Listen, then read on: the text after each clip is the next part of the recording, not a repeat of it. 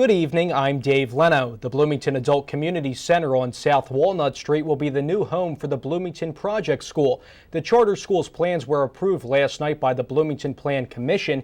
It details the building's lease in a two-story addition to the 13,000 square foot facility. The Bloomington Adult Community Center will move to the Sportsplex building on West 2nd Street, pending the city's purchase of the Sportsplex. School organizers say there will be around 200 students enrolled, with classes beginning this fall for grades kindergarten through 7. Skeletal remains were found shortly after 12 p.m. on Monday. WTIU Shamika Neely has more on the detective's findings. The Monroe County Sheriff's Office is currently investigating remains that were found in this area. Along this road off of 446, a person living in this area neighborhood came across human remains and immediately contacted the Monroe County Dispatch.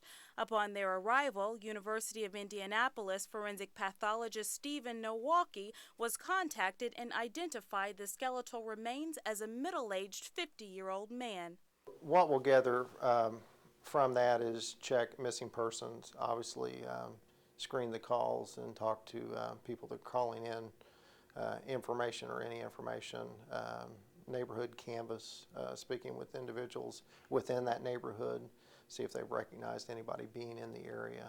Captain Kenneth Barnes says investigators are working the case as a death investigation, and reports indicate the human remains were there prior to the fall.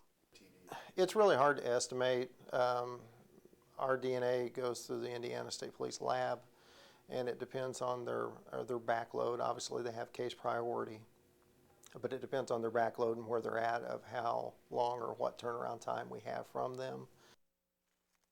Detective Sergeant Brad Swain is the lead investigator on the case. If you have any information, please contact the Monroe County Sheriff's Office at 812-349-2727.